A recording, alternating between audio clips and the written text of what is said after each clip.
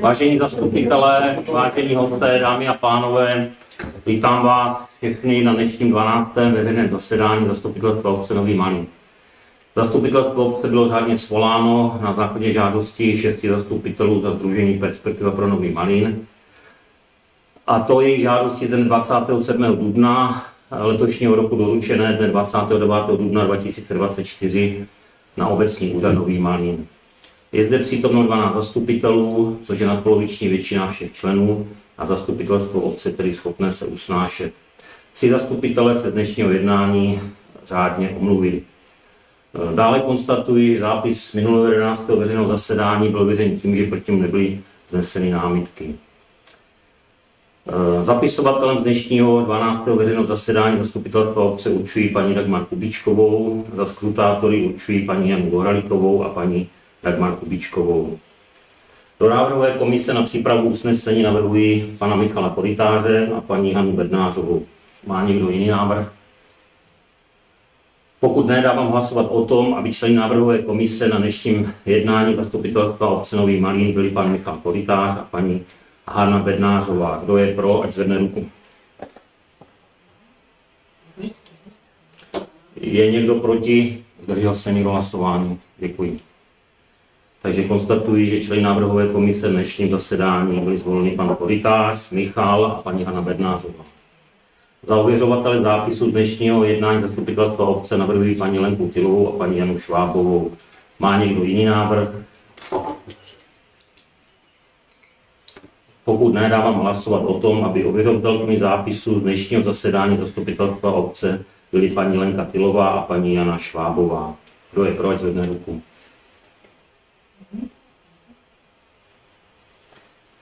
Je někdo proti? Zdržel se? Děkuji.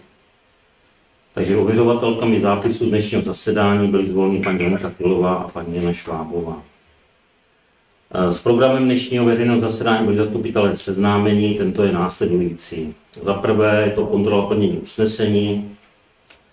Na minulém zasedání zastupitelstva obce Nový Malín byly uloženy 2 úkoly. Za A aktualizace úplného znění zřizovací listiny základní školy a mateřské školy Nový Malín.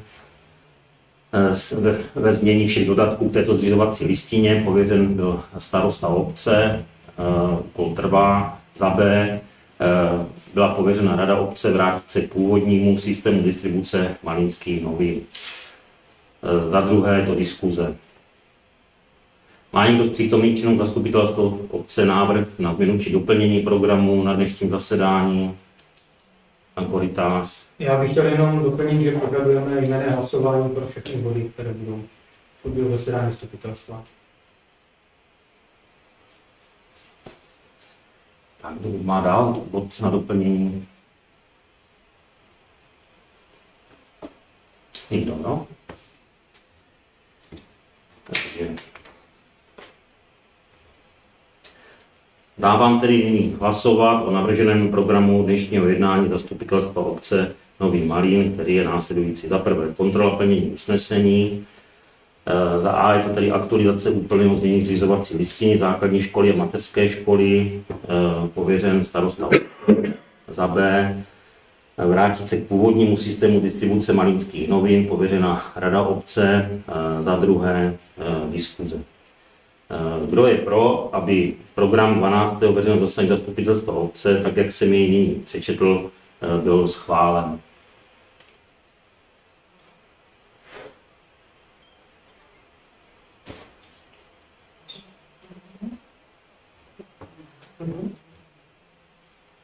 Je někdo proti? Zdržel se hlasování?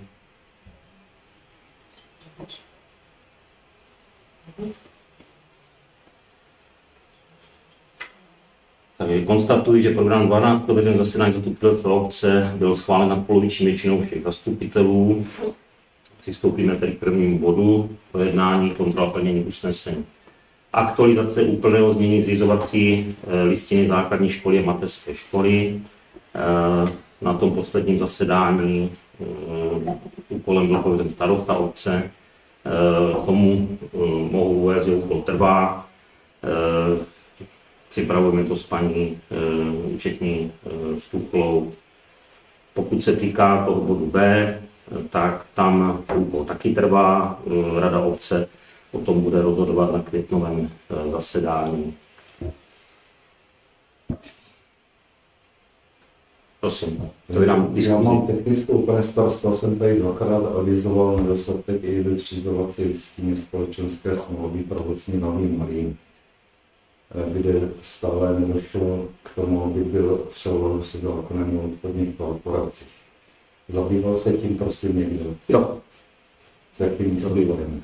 Takhle, otvírám diskuzi k tomu bodu kontrola plnění usnesení, takže jestli tomu máme, to když tak, jestli tady tohle můžeme nechat do diskuze. Jo, takže do toho druhého bodu, takže teď spíš tady k těm dvěma věcem, které jsou, jestli k tomu něco má.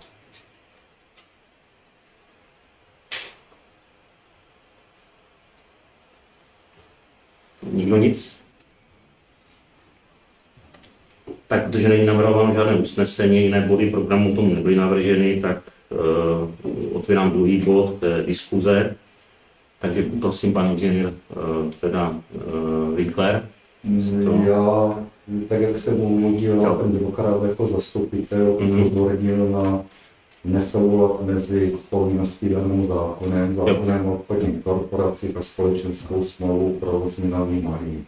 Ano, já jsem to po tom posledním jednání prověřoval, tam v podstatě se jednalo o vlastně provedení toho zápisu v obchodním rejstříku společnosti provozní, že ta její společenská nebo ta zakladatelská listina je v souladu s novým občanským zákoníkem, s tím, že to tam chybí, takže jsem se dotazoval právní služby. Tam v podstatě ten zápis měl být proveden myslím, do konce roku 2015, pokud mi sdělovali. A já jsem jim zadal úkol k dohledání vlastně těch náležitostí, které by s tím měly být spojeny, aby se dalo zapsat, s tím, že jsme kontrolovali to, že výzva k nápravě ze strany soudu na společnost zatím nedorazila, takže jakmile to dohledáme, myslím si, že do dalšího zasedání zastupitelstva, které bude v červnu, tak bychom tady tohle už měli vědět přesně, eventuálně by to mohlo být napraveno tím způsobem, protože tam je potom ten postup. Pokud by to nebylo v té době v orgánech obce nějakým schváleno, tak by vlastně rada obce měla provést vlastně notářský zápis tak, aby tady tomu bylo vyhověno. Je to spíš jakoby formální věc, takže buď to bylo, že to byla doba někdy, tam byl, myslím, chvilku starostou pan Pelkl, a pak vlastně to jenom se technicky dokončí, anebo by se provedlo vlastně i v rámci rady obce tady ten takže takhle stojí. Děkuji za odpověď. Takže dodá, ještě když jsme u těch veřejných registrů vlastně ve stejné situaci, co se týká ekologického ústavu ekologické výchovy, tak tam vlastně ty dozorčí rady už jsou další dvě. Já vím, takže tak bavili jsme se o tom. Ve stejné situaci, že se to dohledá. Ano, ano. Jo, je to tak, jo. Děkuji.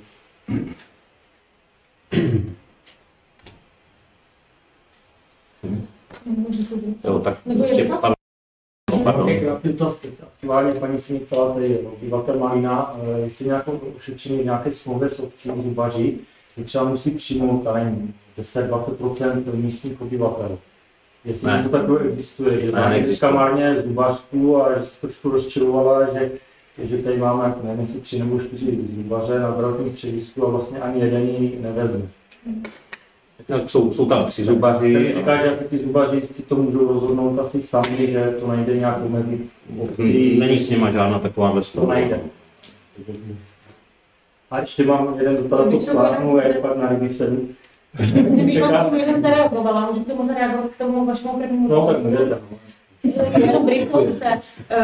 Smlouva, jak říká pan starosta, k tomu asi neexistuje, protože tak jako se to asi nedá předejít. Nicméně oni ty termíny určitě mají, ale nedostane nikde termín teď za měsíc, ale pokud se s paní doktorkou domluví, tak minimálně paní doktorka je schopná za 3 měsíce vám termín dát, to jako evidentně. Takže já jsem ji volala v únoru, dostala jsem termín na září a i určitě je to reálné, není to o tom, že by nebrali lidi z Marína, ale je to o tom, že opravdu obecně veškeré ambulance jsou tak. Jak padly Hanušovice, Jindřichova, mamku Jindřichové, my jsme zájměli zubaře taky tady, a vlastně má čekat taky nějaký 2-3 měsíce a potom ji řekne, jestli to vezmou. Určitě ji vezmou, ale bude muset počkat, jako to je ve všech odborných ambulancích. A chtěl jsem, aby jela teda zastupitelstvo a vysvětlila sama a nechtěla. Tak vidíte, jak lidi jako mi nazývá, odvezu, přivezu. A druhý dotaz, u školy nejsou bránky na hřišti, tak z nějakého důvodu, že se natírají, nebo z nějakého kázeňského, že to opravují se. Byly rozbitý, opravují se. Takže tam vyhleduje, čeká se na sítě, nevím, kdy dojdou, to ne, tak já si myslím, že nevím, pan Novecký. Jestli ti klouby měly přijít sítě, musí se to převařit všechno, protože to byly ulámaný ty rány zadní. Já si myslím, 14 dní, 3 týdny, to bylo na místě. Takže přijdou zpátky, není to, že kluci to zničili, tak už tam nebudou. Tak děkuju moc. A kdo dál? Já jsem se jenom prolítla jsem si poslední usnesení rady od 20. března a chtěla jsem se zeptat, jsou tady navržené a schválené radou ceny za vytvoření projektové dokumentace na fotovoltaiky jak k základní škole, tak vlastně k domu s pečovatelskou službou. A mě by zajímalo, jestli ta firma Axon nebo Axen byla vybrána na základě nějakého výběrového řízení nebo na základě čeho, protože ty částky jsou poměrně velké ve srovnání s tím, za kolik já chápu, že je tam ještě ten dotační management, takže ta částka se o to navýší, ale mám určitou představu o tom, za kolik se dá udělat projektová dokumentace fotovoltaiky, třeba ve Vykyřevicích, kde se dělaly dokumentace na objemově 100 kW fotovoltaiku na 4 objektech a nepřesáhlo to ani 50 000. Ano, bylo to bez toho dotačního managementu, nicméně za projektovou dokumentaci plus ještě teda vyřízení dotace dát bez DPH 223 000, já nevím, jestli to radě teda přijde jako adekvátní, myslím si, že ne, že kdybyste, a navíc to firma někde z Prahy, já nevím, proč neoslovíme firmy tady z regionu, určitě by byli schopni dát cenovou nabídku, minimálně vysoutěžit, kde by si jako obec vybrala. Jo, takže prostě dům s pečovatelskou službou 223 bez DPH a základní škola 268. Nevím, nakolik to bylo dělaný kilowatt, to je asi samozřejmě jako stěžení informace, ale zajímalo by mě, jestli ta firma byla takhle vybrána na základě nějakého doporučení nebo bylo výběrové řízení. No, já nevím, jaký máte představy o cenách, myslím si, že jakoby ty ostatní věci, tahle firma si myslím, že byla i levnější než třeba firma jakoby Renupro, co dělá na ty ostatní, jo, takže nevím, jak čtete jakoby zápis rady, ale ano, vybíráme to na také cenové relace a tam vždycky záleží jakoby na rozsahu a té kvalitě, jo, a přiznám se, že jakoby tady hlediska vlastně nějakých zkušeností s tím, s kterýma firmama to děláme, tak jsou to, jak řekl, firmy jakoby na úrovni a nejsou jakoby cenově, že by byly jakoby předražené. Takže samozřejmě ten výběr se dělá, to lze samozřejmě jakoby doložit, to není problém, ale je tam v podstatě ta jakoby odbornost na prvním místě, protože tohle jsou vlastně firmy, které nás tou energetikou víceméně jakoby provází, jo, teďka to znamená včetně nějakého veřejného osvětlení, včetně tady těch budov a podobně. Takže já osobně jako nejsem zastáncem toho, nevím, samozřejmě tady ze Šumperka, montovala nám fotovoltaiku na zdravotním středisku firma Zio Solar s tím, že tahle firma třeba spolupracuje i s Tedomem. Tedom energie nám dodává vlastně teďka elektrickou energii, zemní plyn. Byli jsme s nimi spokojeni, to jsou realizační firmy a co se týká projekčních firm, tak tam samozřejmě jde hlavně o to, že ta zkušenost s místními firmami projekčními jakoby není, ono to není až tak jednoduchý, protože vy tam musíte splnit nejenom to, že vám někdo namaluje to, že to se to dá umístit, ale je v tom samozřejmě zahrnuto i to, že tam bude odpovídat statika, bude tam třeba provedeno to, že z hlediska mykologie ta střecha je v pořádku a může se ta fotovoltaika na to umístit. No, takže všechny tyhle hlediska se berou jakoby v potaz. No, takže Asi takhle. A z kolika firm teda jste si vybírali? Vždycky vybíráme ze 3 firm, jo, takže ta částka není veliká, ta povinnost je až nad 500 000 korun, jo, v podstatě, takže tam, co se týká té povinnosti, tak až na tuhle částku to musíme dělat, pokud jsou to věci, které není schopna dělat provozem. Děkuju. Co dál? Na Winkler. Já bych chtěl otevřít otázku středoskladu. A protože jsou tady místní občané, tak velice zkrátce zrekapituluji. Asi před 2 roky zakoupil provozní nový mlýn od lesního statku Třemešek, tuším, areál dřevoskladu v ceně cca 40 milionů korun. Já jsem jako občan byl na zastupitelstvu, které o této otázce jednalo, nebo zastupitelstvo bylo požádáno o to, aby schválilo ručení obce na tento úplatný převod, respektive naručení vůči úvěrujícím ústavu, a zastupitelstvo to schválilo. Reakce tehdy přítomných občanů byly velmi udivené. Současný minulý pan starosta o tom mluvil, říkal, že se jedná o strategickou investici, že je to v pořádku, že se předpokládá, že se tam přistěhuje provozní nový mlýn, že tam budou řešeny problematiky odpadového hospodářství, že se jedná s různými spoluuživateli, respektive potenciálními dalšími investory, a další informace, že obdržíme později. A potom už proběhly komunální volby, já a společně někteří lidé tady se stali zastupiteli, a od té doby jako červená niť se zastupitelstvem prolíná stále toto téma, s tím, že pan starosta nejspíš slíbil, že nám předloží podnikatelský záměr, který se týká dřevoskladu. Uplynuly téměř 2 roky od komunálních voleb, abych byl teda přesný, asi rok ani a 3/4. A my tuto informaci dodnes nemáme. Pan starosta to nejspíš přislíbil, potom sdělil, že žádný podnikatelský záměr předkládat nebude. A mezi tím paní zastupitelka doktorka Veronika Solařová podala 2krát žádost o zpřístupnění informací k dřevoskladu. V té žádosti o zpřístupnění informací bylo celkem položeno 5 korektních otázek, tedy jak to bude financováno, jaký je podnikatelský záměr a tak dále. Takže na první žádost nedostala vůbec žádnou odpověď. Čili poslala na začátku tohoto roku další žádost, opět bez odpovědi, tak podala odvolání ke krajskému úřadu do Olomouce, a krajský úřad v Olomouci sdělil, že odvolání neobdržel, zůstalo někde viset asi na leteckém úřadě, ale z toho, co bylo k dispozici, dovodil, že je povinnost obecního úřadu tuto informaci poskytnout. Já jsem měl možnost to odpověď vidět. Odpověď napsal pan starosta a v podstatě se skládá ze 2 bodů. Informace jsem vám předal na prvním zastupitelstvu. Druhý bod, vaše otázky jsou nesrozumitelné a neurčité. Já jsem si ty otázky četl a domnívám se, že každému z nás by byly naprosto přesně srozumitelné, zcela jistě. Potom se vrátím k paní Tylové, když jsem se jako zastupitel ptal na jednom, tuším to bylo 2.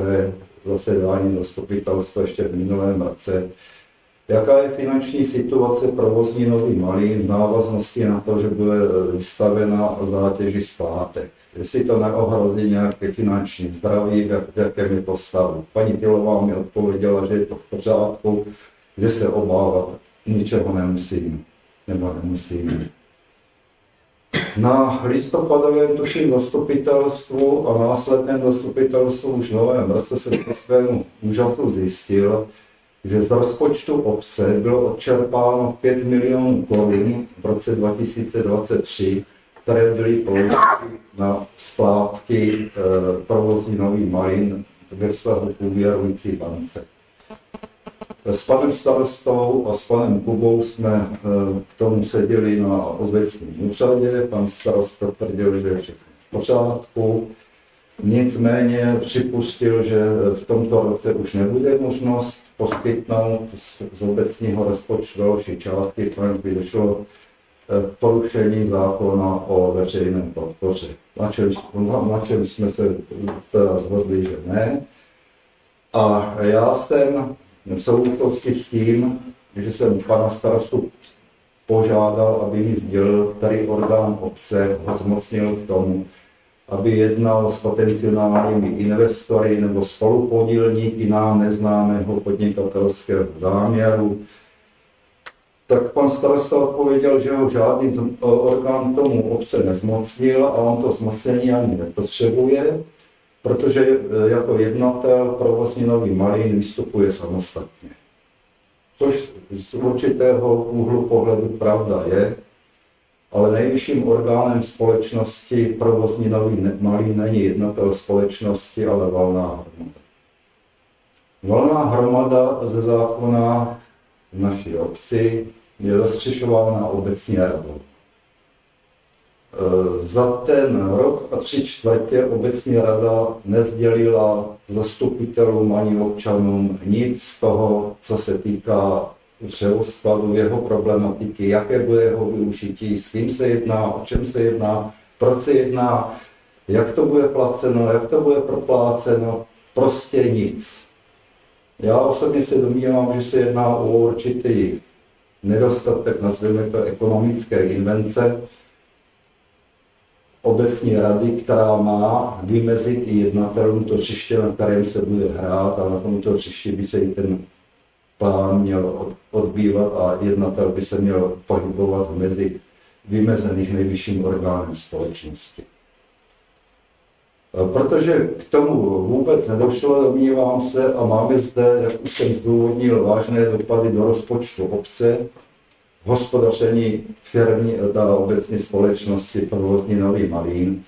A domnívám se, že na vině je menší ekonomická a rozpočtová zdvihovost některých členů obecní rady, kteří se v problematice dostatečně neorientují a umožnili svým přístupem přesně to, o čem jsem mluvil. Z obecního rozpočtu putují miliony na splácení dluhu, který si vytvořila provozní Nový Malín, ačkoliv o tom, že obec byl něco za provozní Nový Malín platit, se ve vztahu ke koupi areálu nikdy nemluvilo, ani jsme o tom nebyli informováni. Domnívám se, protože je nutno posílit, bych řekl, rozpočtovou kázeň a určitou rozpočtovou odpovědnost členů rady v návaznosti na hospodaření obce a hospodaření i organizací, jejichž je obec zakladatelem. Z tohoto důvodu tedy předkládám návrhové komisi následující návrh usnesení. Ten by měl vést k dílčí obměně obecní rady. Tedy navrhuji, aby zastupitelstvo obce odvolalo z pozice člena rady obce pana Jana Švába a za druhé navrhuji, aby zastupitelstvo odvolalo z pozice místostarostky paní Lenku Tylovou. To jsou návrhy na usnesení. No, kdo dál do diskuze?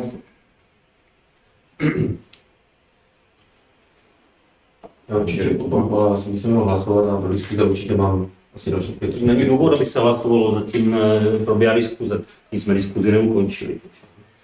Je to velmi netradiční na to, že jste nedávali žádný body jakoby programu ani bod dřevoskladu, takže já jsem si myslím, že jsem se tomu dostatečně vyjádřil na minulém zasedání zastupitelstva, takže kdo dál, pan Ženek Kuba, no. Takže já bych se rád zeptal na rozpočtový změnách číslo 5, které přijala rada, a to konkrétně ve výdajích, kapitola základní škola, školní zahrada, stroje, přístroje a zařízení 400 000. Nevím, nejsme na to nachystaní, pozice nepředložili, takže jako samozřejmě paní účetní tady není. Pane starosto, ten argument nemůžu vzít vážně, protože tohle schvalovala rada. Takže když předpokládám, že rada, když schvalovala rozpočtové změny, tak dělá k tomu podklady. A není to tak dávno, třeba si vzpomenete. Asi se nespomenu. Nespomenete. Ne, asi ne. Takže další dotaz. Sportovní zařízení vlastnictví obce, Hrabišínské hřiště, 1 800 000. Chci se zeptat vlastně i k tomu předchozímu dotazu, k těm rozpočtovým změnám číslo 5, jestli bylo požádáno o dotace a nějaký příjem v rámci těchto investičních akcí obec může očekávat. Ne, zatím nebylo požádáno o dotace jsme žádali několikrát, posledně jsem tady říkal panu, že to budeme spravovat, možná pokud vyjde dotace z Más Šumperský venkov, uvidíme, ale spíše předpoklad, že to budeme spravovat za peníze obecně. A k té školní zahradě, byl tam nějaký dotační titul, bylo požádaný? Ne. Teda přehršel. A vlastně, když jsme se o tom bavili, tak se proto se najela architektka s razítkem, aby jsme mohli žádat, takže to se taky nestalo. Těch dotačních titulů právě na té školní zahradě je docela dost, včetně městského úřadu. Dále jsem se chtěl zeptat dotaz občanů z lokality Poldry. Na SV10 se začínají nějaké stavební práce a určitě by bylo fajn, kdyby lidi v lokalitě dostali nějakou informaci, že se tam začne, že případně mají možnost se obrátit nějakého stavbyvedoucího, když by se něco dělo na ulici. Jestli teda očekávat nějaký... s panem, že to je investor, pan. Takže obec to nezajímá vůbec. No tak, oni jsou stavebníci, takže je to jejich povinnost. Na investora. Jo, i přesto, že to bude realizovat provozní, tam nějaká styčná osoba na provozní. No tak kdo myslíte, že tam je styčná osoba? Co myslíte, že to asi to tak vede asi na provozní? Předpokládám, že pan Molovan. No tak vidíte. Jo, takže na to se můžu obracet. A nevím, co vám řekne, já říkám, že to je věc investorů. Jo, takže víte, kdo to tam přece je. Pane se to jasný, ale je tam třeba děti, byli zvyklí se v té lokalitě hrát na té SV10, jestli si tam už dělal nějaký výkop práce technika a podobně, tak by bylo asi fajn někde tu informaci sdílet, aby si třeba rodiče... Znova říkám, obraťte se na ně, jo, není to věc obce, jo. Super, tak jestli takhle řešíme velké investiční akce. No, ale to není naše investiční akce, pane inženýre, je to tak? Je to akce obcí, soukromý investor. A vy si myslíte, že každou akci, co tady mají třeba čest, tak my máme kontrolovat k tomu? Ne, ale to je rozsáhlá investiční akce. No, a znova vám říkám, obraťte se na pana inženýra Aspol, ano? Dobrá, tak to uděláme určitě. Jo, na to mám víc, ale plně si ne, já se vrátím těm přístrojům do školy, když vy nás odkazujete na vedoucí institucí, ještě máme paní ředitelku, ani vy si nevzpomenete, jaký přístrojové vybavení chcete v hodnotě 400 000 pořídit pro školu. To přece mi neříkejte, že jako nevíte, co chcete pořídit za přístrojové počítače, interaktivní tabule, nebo proč, nebo na zahradu něco, tak to 400 000 není 20 000, jo. Ještě to jednou prosím vás opakujte, pane inženýre, co se nám čeká na ten dotaz. Takže je to paragraf 31.13 a konkrétně položka školní zahrada v poznámce a položka zmíní stroje, přístroje a zařízení 400 000. No, tak je to asi na vybudování té zahrady. Ta položka je obecně nazvaná, je to ke školní zahradě, takže budou se tam pořizovat, já nevím, zahradní domek, TP, bude se tam dělat nějaká dlažba, tyhle věc, takže zřejmě je to tady k tomu přidáno, aby se to do toho vešlo. Jo? Že tam paní Stuchla asi měla rozpočtově málo peněz na tu položku. Jo? To, že je nějak ta položka nazvaná, ještě neznamená, že se tam budou pořizovat nějaký stroje. To bude kupovat obec? Teda to bude kupovat škola? Když provozní nový malý má strojů dostatek? Nářová. Teď se budu stále, že položka je v rozpočtu nějak nazvaná a neznamená to, že se budou kupovat nějaký stroje. Těch 400 000 tam paní Stuchla přidávala z těch důvodů, který říkám, že ta školní zahrada se buduje. To znamená, bude tam nějaký zahradní domek, budou se tam dělat vlastně nějaký zemní práce, nějaká cesta, proto tam přidávala těch 400 000. To, že ta položka nějak nazvaná, neznamená, že se tam bude kupovat nějaký stroj. Jo? Pan Kuba pokračuje. Tak, já tady mám dotaz ještě k základní škole. Nedávno opakovaně jsme řešili možnost otevřít výběrové řízení. Blíží se konec mandátu stávající paní ředitelky, tak já bych rád slyšel od rady, jestli jste tuhletu záležitost už řešili, případně zda padlo rozhodnutí prodloužit mandát paní ředitelce. Pokud se tak stalo, tak se chci zeptat, jestli bude zpracována nějaká nová koncepce rozvoje základní a mateřské školy, že se objeví nové skutečnosti, jako například ta školní zahrada a podobně, doba jde dopředu, tak bych rád znal odpověď, jestli teda budeme mít ředitele pro další období 6 let. No, neřešili jsme tady tohle. Myslím, že jsme se tady zabývali na x zastupitelstvech, tady na takové těch vašich podnětů. Dobrý. Můžu do toho vstoupit?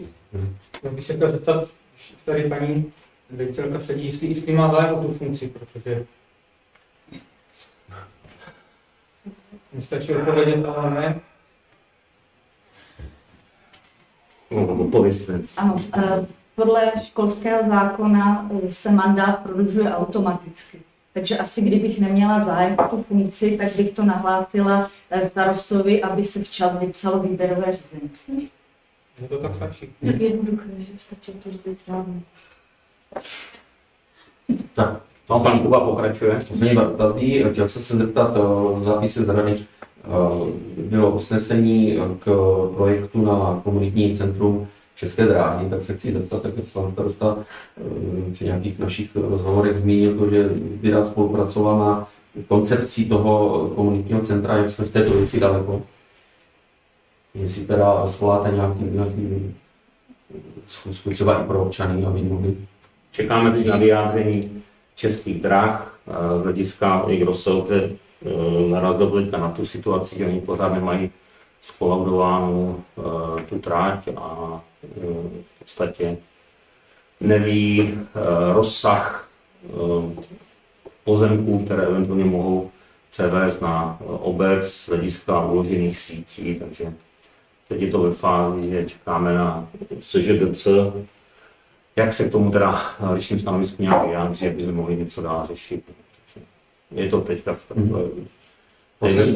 Snad do prázdnin by nám měli dát vědět. No.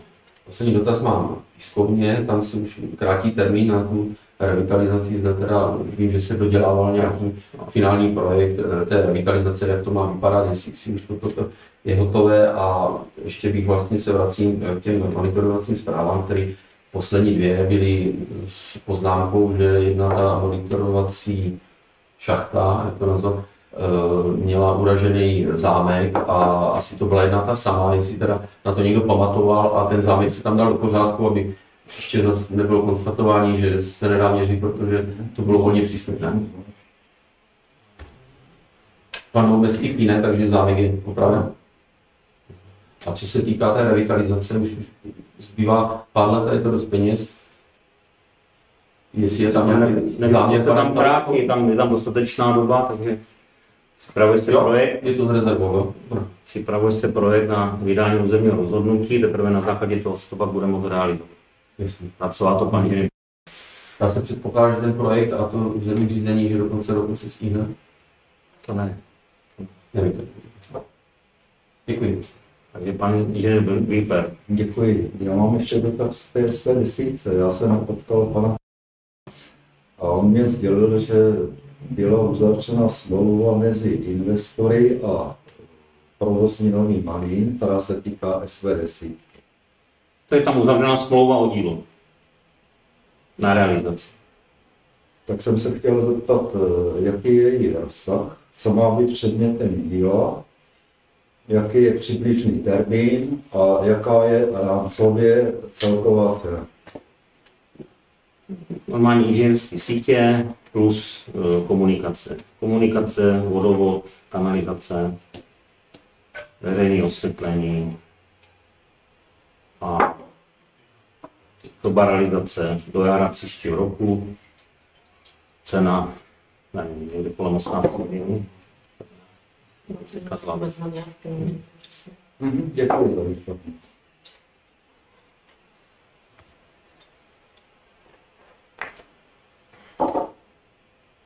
A někdo dál dotazy?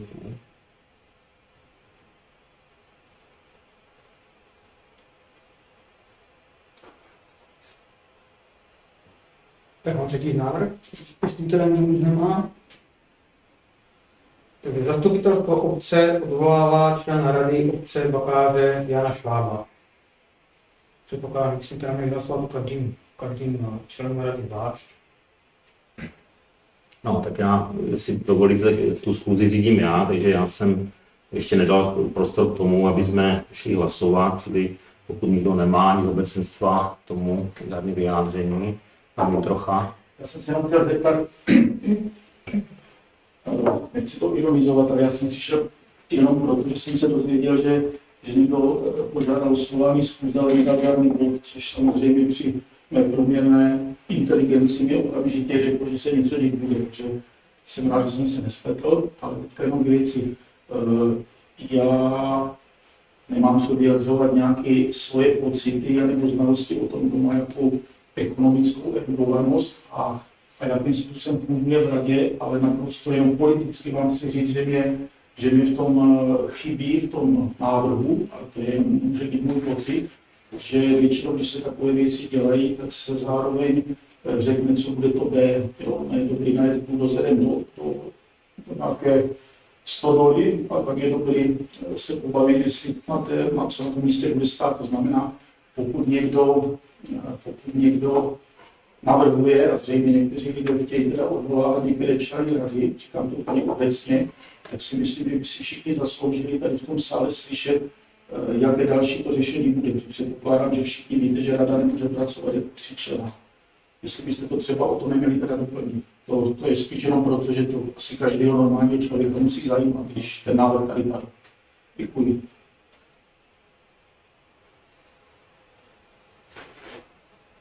Takže kdo by mohl z toho tábora navrhovat to říct? Tak já jsem to navrhoval.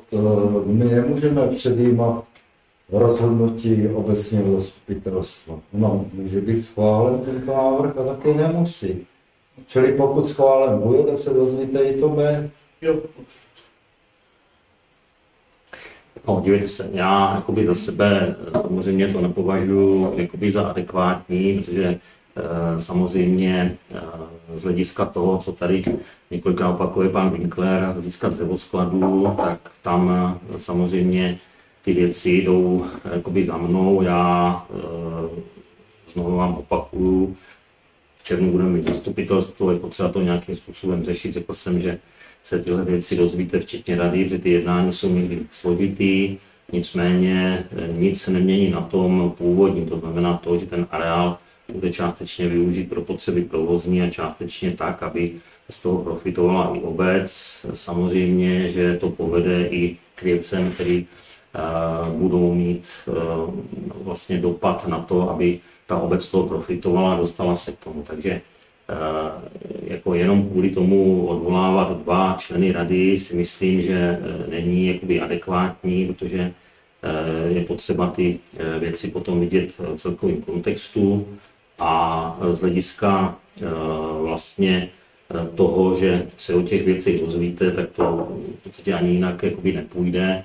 A řekl jsem znovu, že jak rada, tak i zastupitelstvo celou tu věc vlastně budou řešit, tak jak třeba se bavíme o tom nádraží, to znamená, tam je to samozřejmě složitější v tom, že ten moloch na straně třeba té budovy SŽDC je v rámci té státní organizace takový, že se na všechno schází pomalu komise a mají vlastně delší dobu na vyjadřování. Ta budova toho nádraží jako taková je ve velmi špatném stavu, ale jde tam hlavně o ty pozemky, které vlastně je pro obec potřeba získat, protože vlastně to zahrnuje celou komunikaci kolem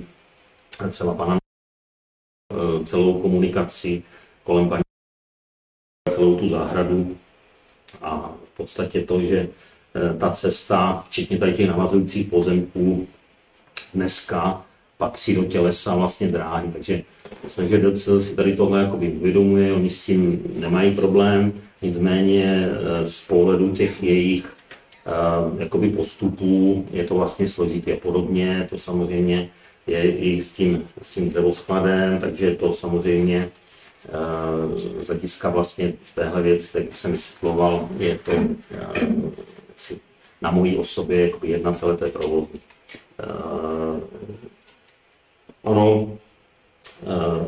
Já v každém případě vedu to, že možnost navrhovat jakoby jakýkoliv usnesení na zastupitelstvu zastupitelé mají.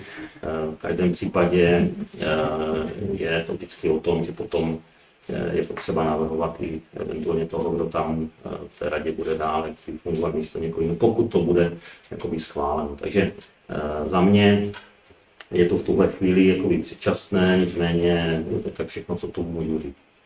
Pokud teda k tomu, nevím, jestli ještě někdo k tomu chce vystoupit, rádi pan. Já bych měl dotaz, teď jsem to slyšel, teda ty drážní pozemky a je k dispozici ani ta budova toho nádraží. Má obec nějaký záměr s tou budovou? Teď jsme to právě řešili tady s panem Kubou, že vlastně ten záměr má být jakoby budova pro veřejnost. To znamená, nemělo by to být určený k podnikání, oni tam třeba nechtějí, že by to třeba tam měly být nějaké kanceláře na pronájem, jo, nebo nějaký nebytový prostory na pronájem, ale spíš ve veřejném duchu. Takový nějaký třeba komunitní centrum, jo, v podstatě budova, která by měla být správná, když někdo přijde do Malína, aby v podstatě tam mohl i turista se třeba zastavit na něco přijít. Měly by tam být kolem i nějaké věci, jako parkoviště určitě, něco pro koláře, využití té zahrady jako takové, takže spojení nějakých věcí, když to řeknu, starší obyvatele, mladší obyvatele, něco jako komunitní centrum, nevím, dneska se to už asi takhle neříká, ale něco v tomhle smyslu, jo, aby to sloužilo veřejnosti. No. Takže dráhy se rozhodli, že je to k dispozici, no, teď jsme na ta... Oni přišli s tím, že v podstatě ty staré budovy nechtějí, že mají nový model takových těch umělejch nástupišť, jo, že tam je nějaký přístřešek, někde to dělají z takových těch umělohmotných materiálů, někde je to zděný, ale těch budov jako takových se zbavují, plus přilehlých pozemků. Jo, takže a přišli ale s tím, že podle jejich podmínek, ty jsou státní organizace, to musí být v podstatě budova, která bude sloužit veřejnosti, ale nikoliv jakoby třeba k podnikání. Jo? Takže nevím, asi tam nemůžeme třeba dát 6 zubařů a tak dále, jo? To asi by jim jakoby neprošlo. Mělo by to být něco v tomhle smyslu, jak říkám, že tam bude nějaká kulturní místnost, něco pro sport na té zahradě, takže to je právě to, co pan inženýr Kuba se ptal, jestli se na tom bude veřejnost jakoby podílet. Jo? Takže ano, nějaký návrh, my jsme vlastně v první studii nějakou dávali, aby vůbec ty dráhy řekly, ano, tohle je jakoby ve veřejným nějakým zájmu, my teda bychom tomu měli dát zelenou, převod bude trvat 2-3 roky, ale jakmile se domluvíme, že teda z naší strany je to takhle v pořádku, tak vám dáme nějakou nájemní smlouvu a můžete začít a budete mít k dispozici 1, 2, 3 lidi, kteří za nás mají investice na starost, majetkové věci a tak dále, s těma budete nějak komunikovat a samozřejmě, že na to budou nějaké dotace, abyste ty dotace mohli získat, tak tomu budete potřebovat od nás nějaký souhlasy a smlouvy a to my vám jakoby dáme k dispozici. Jo, takže se jedná víceméně o nájem, jo? Teďka v první fázi se jedná o nájem a jakmile to bude všechno schválené, že to musí do vlády, tak nám to bezplatně převedou do majetku. Ale ten rozsah toho majetku by nám měli teprve určit, protože nemají ještě vlastně zaměřený, mají tam tu novou trafostanici, mají tam někde sítě, takže nám musí určit, odkud, pokud ty pozemky můžou být. Jo? Takže to je to, na co čekáme teďka od drah a pak může začít teda nějaká diskuze k tomu, co a jak. Jo? Takže to bude být nějaký proces v následujících třeba měsících, jo? Takže aby jsme se třeba na podzim něčemu jako dobrali. Jo? Takže takhle. Děkuji. Dobrý? Jo. Já mám ještě k tomu návrhu usnesení, který předložil pan Winkler. Bych se ráda zeptala pana Mináře, co si o tom myslí, to povolání jeho kolegů pana Švába a paní Trolové. Až se bude hlasovat. Takže předpokládám, že když se hlasoval o tom, že tahle schůze proběhne, že budete hlasovat a budete souhlasit s tím povoláním. Je moje domněnka správná? To se asi takhle nedá na to odpovědět, jo. Dobře, tak já se To bych prodrazoval, že jo. Jo, jasně. Dobře. Tak jo, to vám děkuji. Můžu k tomu jenom říct. Já bych byla ráda, abyste taky vnímali tohle naše rozhodnutí, že jako opozice má právo kdykoliv navrhnout odvolání kohokoliv. Jestli to projde nebo ne, se ukáže. Na druhou stranu berte to jako deklarace našeho názoru minimálně v té oblasti ekonomické, protože, jak už tady 2 roky zmiňujeme, se nám nelíbí to, co se stalo, že se prostě odhlasovalo na posledním možném zastupitelstvu bývalého vedení.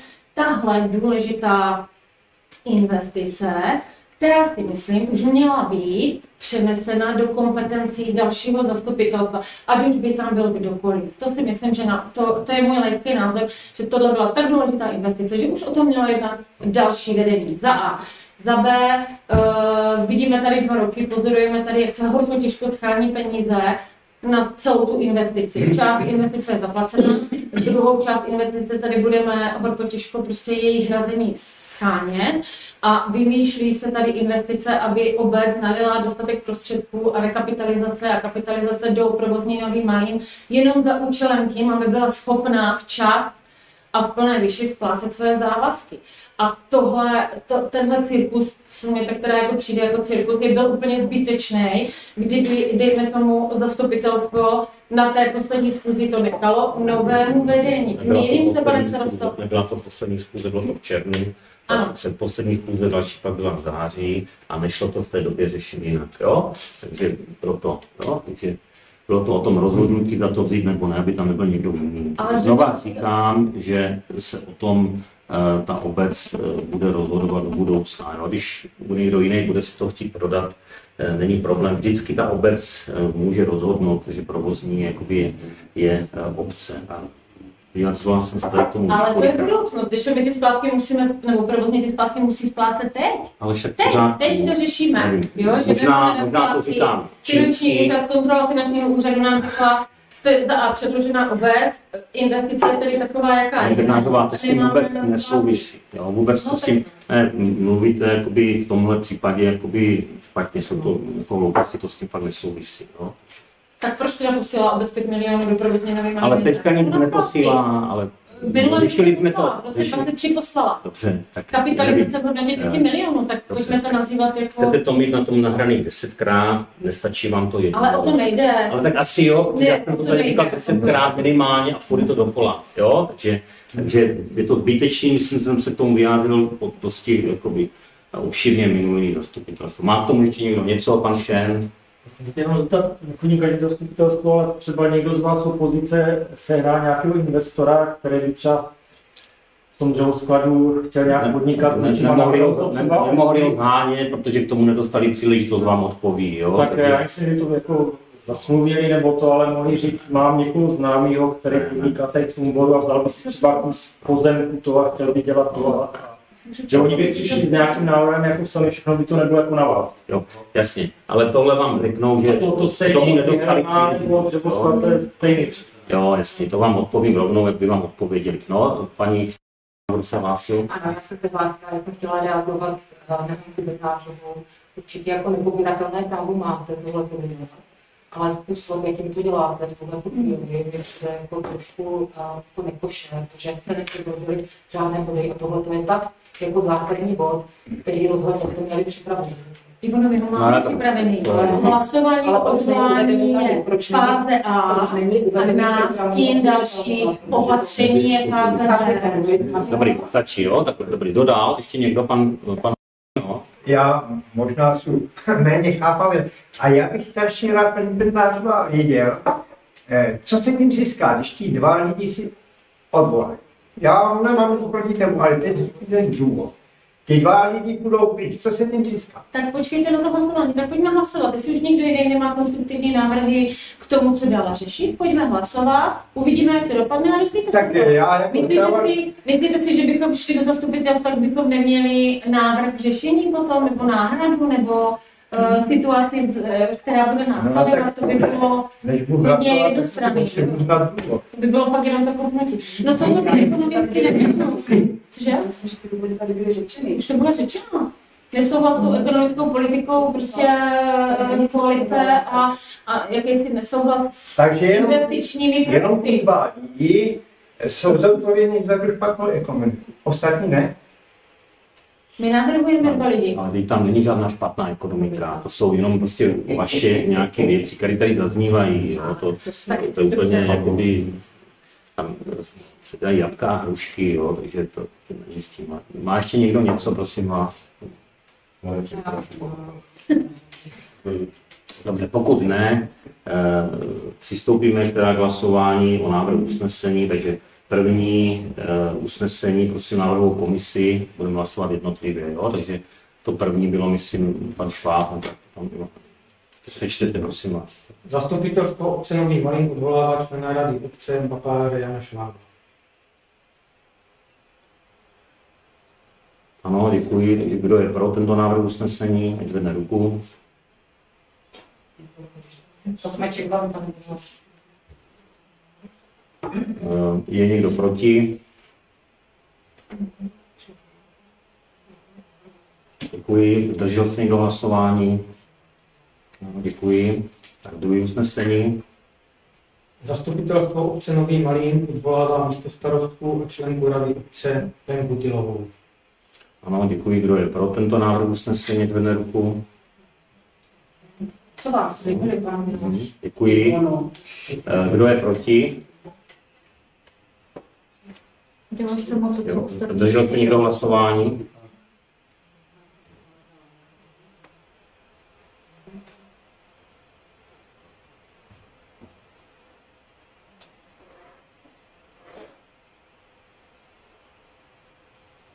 Tak, takže konstatuji, že tyto 2 členové rady byly odvoláni.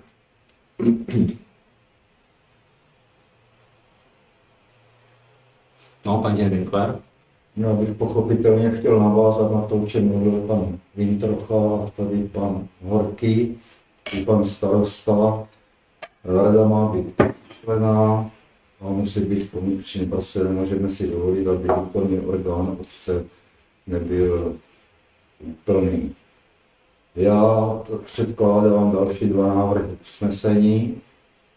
První návrh usnesení zní: Zastupitelstvo obce jmenuje do funkce místostarosty inženýra pana Petra Kubu.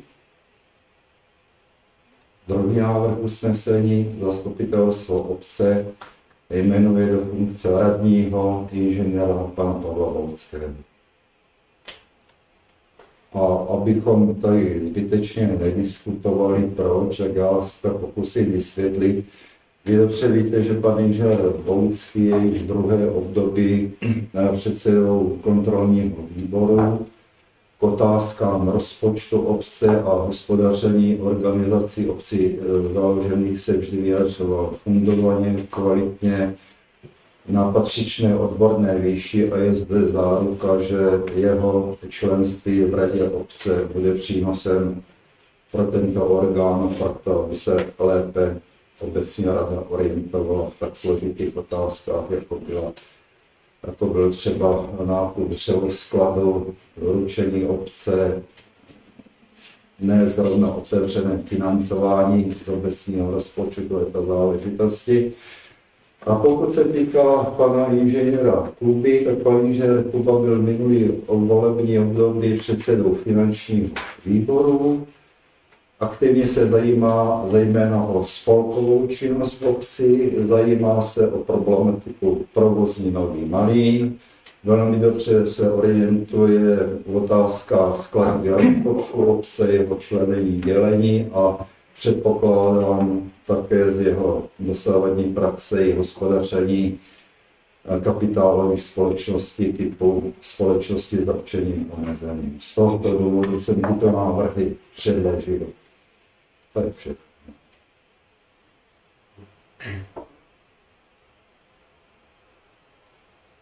Tak má někdo k tomu něco k diskuzi? Tak pokud ne, můžeme hlasovat. Takže první návrh usnesení. Zastupitelstvo obce Nový Malín jmenuje do funkce místostarosty inženýra Petra Kubu. No, kdo je pro tento návrh usnesení?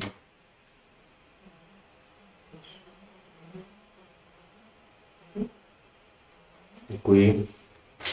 Je někdo proti?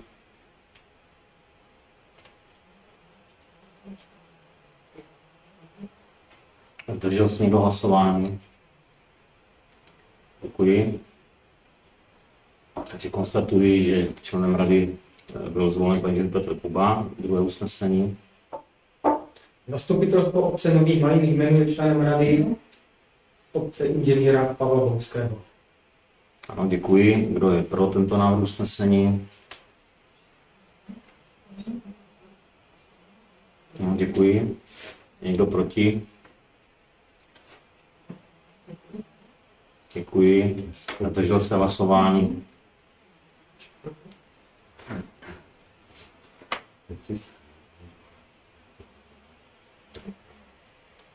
Takže konstatuji, že dalším členem rady byl zvolen pan inženýr Pavel Boucký. Tak, kdo dál? Pan Winkler. V návaznosti na to, že došlo ke zvolení místostarosty obce a dosazení uvolněného místa radního panem Bouckým.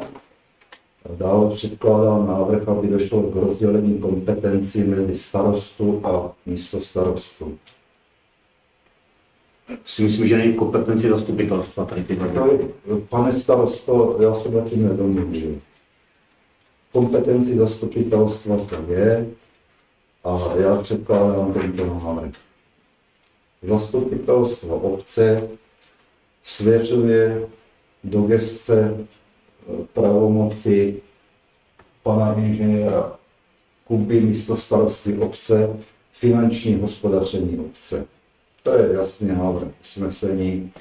A kompetence dělby mezi místostarostou a starostou možná je pověřeno právnictví. Takže to je jeden návrh usnesení.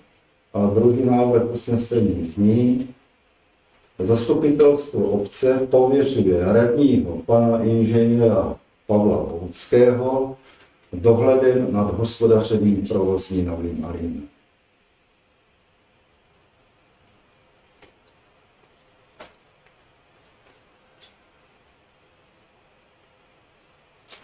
Takže otvírám diskuzi, který k tomuhle.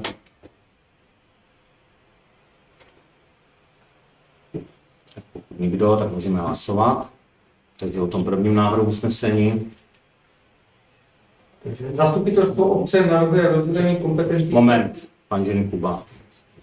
starosty a místostarosty.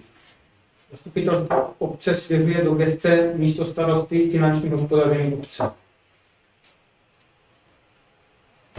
Chci bylo zaprotokolovat, že tohle usnesení nelze zastupitelstvem přijmout. Takže a bude to v protokole. Prosím. Můžeme hlasovat. Kdo je pro tento návrh usnesení?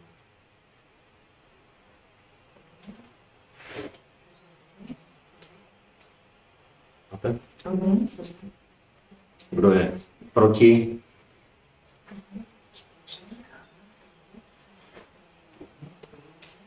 Zdržel se někdo hlasování? Konstatuji, že tento návrh neprošel. Druhé usnesení. Jo, zastupitelstvo obce pověřuje radního inženýra pana Pavla Bouckého dohledem nad hospodařením provozní Nový Malín. Kdo je pro tento návrh usnesení?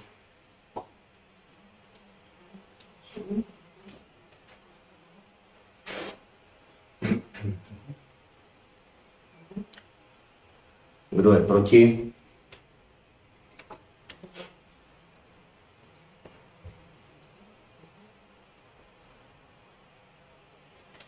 Zdržel se někdo hlasování?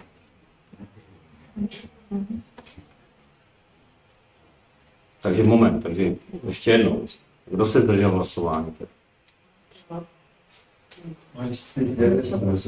Znova, pan Minář hlasoval dvakrát, jo, takže Takže ještě jednou prosím vás přečtěte návrh usnesení. Takže návrh usnesení: zastupitelstvo obce svěřuje do gesce pravomocí radního pana inženýra Pavla Bouckého finanční hospodaření společnosti Provozní Nový Malín. Ne, Tak ještě jednou. Prosím vás, předneste to ještě jednou. Já to přednesu, úplně jsem ten návrh přednášel. Zastupitelstvo obce pověřuje radního inženýra Pavla Bouckého dohledem nad hospodařením Provozní Nový Malín. Kdo je pro tento návrh usnesení?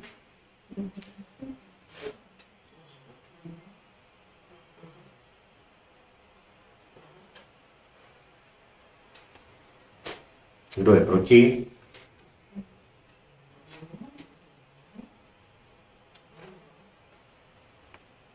Kdo se zdržel hlasování?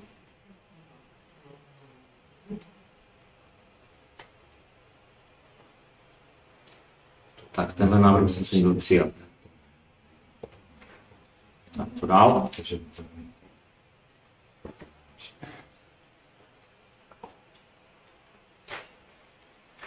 Paní Solařová. Vzhledem k tomu, že máme nového neuvolněného starostu, pana inženýra Hubu. Tak to možná až příště, až za ten měsíc, až to se odpovídejte. No. Pana inženýra Hubu. Podle zákonu o obcích je třeba schválit i peněžitou odměnu, který tento místostarosta pobírá. Podle tabulkových platů, které jsou platné od 1.1. roku 2024, jsou tyto finanční ohodnocení hodnoceny tabulkou podle počtu obyvatel a podle hodnosti nebo zastávaného úřadu. Tak například v Novém Malíně, který má počet obyvatel 3 až 5 tisíc, pan starosta pobírá plat za svoji funkci 78 922 korun. Uvolněný místo starosta 69 458 korun. No, ale on není uvolněný. Vzhledem k tomu, že budeme tady jednat nebo hlasovat o neuvolněné pozici, jsou tyto hodnoty peněžité, nejsou takhle přesné, ale jsou do dané částky, takže místo starosta tady v tomhle řádku může pobírat plat do výše 42 630 korun. Proto navrhuji, aby jsme hlasovali o tom, že místo starosta nově zvolený pan inženýr Kuba pobíral finanční odměnu 15 000 korun. Vzhledem k tomu, že při prvním zasedání 20.10.2022 jsme podle tohoto zákonu volili a zvolili paní Lence Tylové, tehdejší místostarostce 13 000 korun, považuji tuto částku za přiměřenou. Já k tomu se vyjadřuji, že z hlediska vlastně těch odměn, které jsme schvalovali, nevidím důvod, aby se to navyšovalo. Nenavyšovalo se to nikomu ze zastupitelů, ty odměny zůstávají stejné. Pan Kuba zatím ještě nic nepředvedl, můžeme se o tom bavit, až ve funkci bude nějakou dobu, takže momentálně nevidím důvod, aby se mu ta částka bez dalšího navyšovala. Jo. To je můj názor, můžete se vyjádřit další k tomu.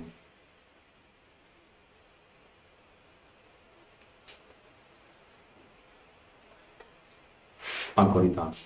Já bych se k tomu chtěl vyjádřit jenom tak, že v podstatě na úvodním zasedání zastupitelstva obce, na tom prvním obvodním, tak se taky přidělovalo finanční hodnocení lidem, kteří taky nic nepředvedli. A to je asi vše. Tak, kdo dál? Pokud nikdo, můžeme dát hlasovat o návrhu paní Luky Solářové. Prosím, aby návrhová komise přečetla návrh usnesení. Zastupitelstvo obce schvaluje finanční odměnu pro místostarostu ve výši 15 000 korun.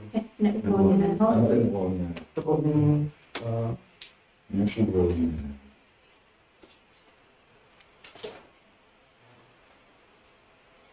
Tak ještě jednou. Zastupitelstvo obce schvaluje finanční odměnu pro neuvolněného místostarostu ve výši 15 000 korun. Měsíčně.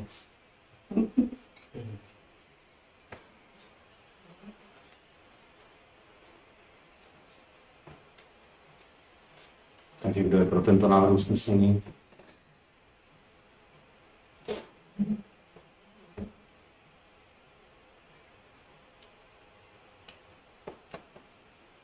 Kdo je proti?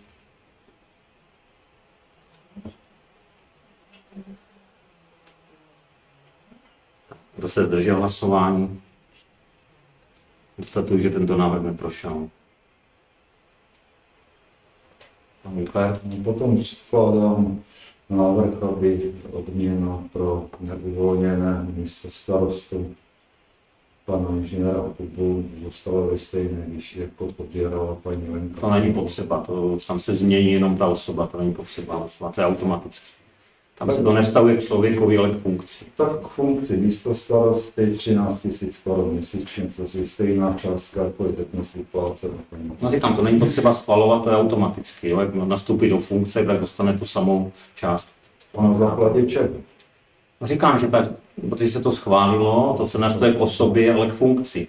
To znamená, my máme schváleno, že pokud bude někdo místo starostu, tak bude dostat tuhle odměnu. Nevztahuje se to k tomu, jestli místo starostu je paní Silová nebo pan Kuba. Tak pokud to bude v zápise, tak já jsem spokojený. Ale tak to je ze zákona. Jo? Jinak by neměl důvod, abyste schvalovali navýšení. Logicky, paní Solařová. V téhle věci si, pane starosto, myslím, že to tak není, protože podle Ministerstva vnitra České republiky jsou tyto tabulky vždycky do dané výše. No, to je jedno. Jsme zvolili nového starostu, místo starostu. Ne, není to tak. Prostě to, že ho zvolíte, je legitimní, ale to, co bylo schváleno na tu odměnu, pokud se to nezmění, to ten návrh neprošel, to zůstává stejné. Tam není potřeba, aby se to schvalovalo znovu. To automaticky do toho nastává.